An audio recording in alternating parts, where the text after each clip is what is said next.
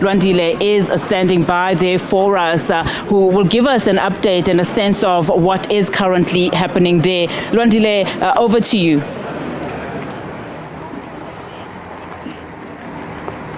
Well, greetings to you and greetings to everyone watching at home. We are coming to you from Mthatha in the Eastern Cape.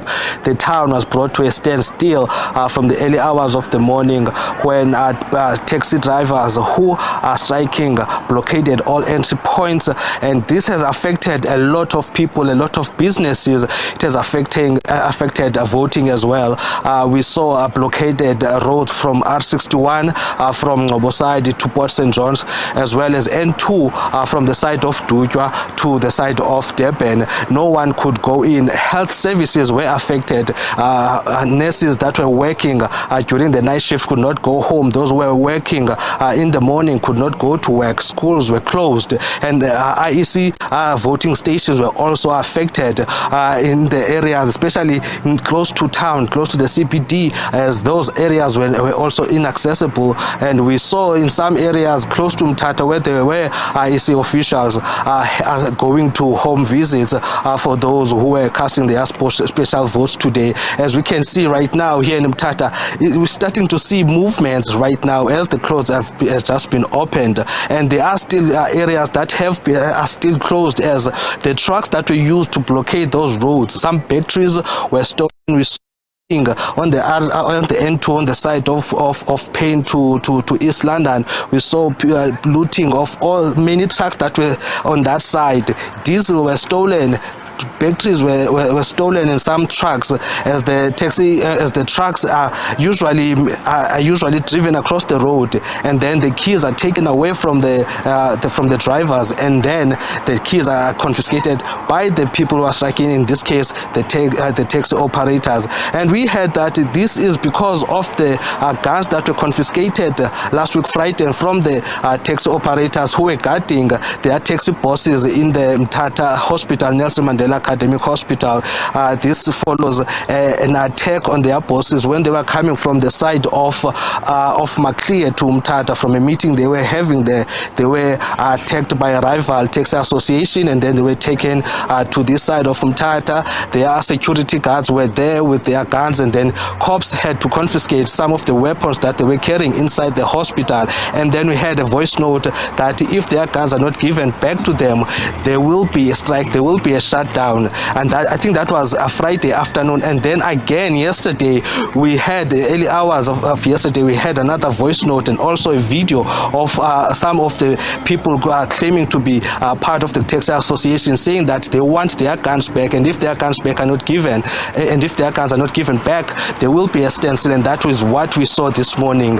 Standstill, nothing. All the shops have been closed. It's been hard for some people to even buy bread. I saw one garage that was open. Many people were driving to that garage just to buy bread and some necessities. We're only seeing people right now just leaving town. We're also seeing some cars is still getting into town, and we saw some videos where they were burning tires inside of Mthatha. And we also heard on the side of Port St. John's that at the area of Dangwana also there was a shutdown there as well. Apparently those guys that are protesting there are in the same association as the guys that are protesting here, but we still to hear if there are any people who have been injured during this strike. But the videos that we saw is only the videos of looting only. And also we did hear that there are also IEC voting stations that have been affected by this.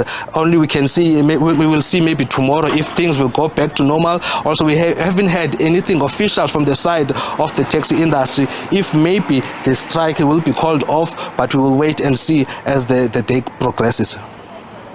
Of course, we're also hearing that flights have also been affected by this, which is concerning. But what are authorities saying to you? I mean, of course, we know that the IEC will be holding its press briefing in about an hour or two's time. Hopefully, we'll get an understanding in terms of what is happening on that end. But in as far as law enforcement authorities, what is happening there?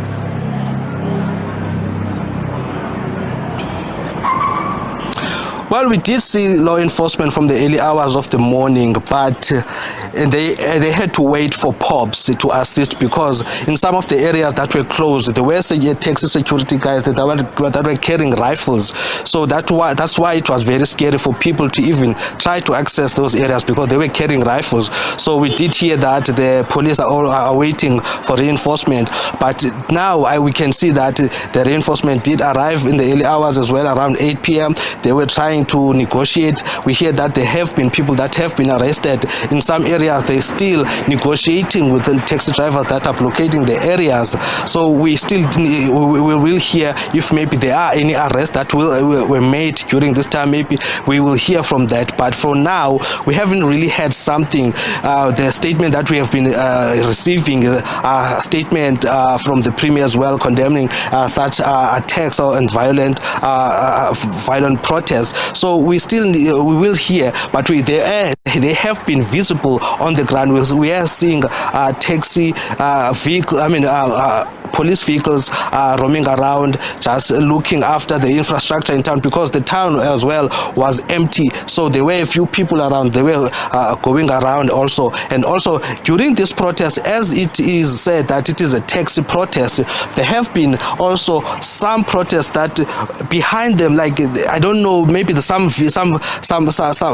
communities tried it maybe to also assist them, because we were seeing in the area of Tokana, we weren't seeing any taxis there. We were seeing the community also pelting cars that were trying to access town with stones. So we're not sure if that protest is also the same protest, or maybe they're trying to join this protest, maybe to also trying to make sure that their demands, we don't know what their demands are, but we have seen in these areas around Mthatha as well as Spangweni, people just protesting, standing on the side of the road, burning tires. We weren't seeing any taxi operators.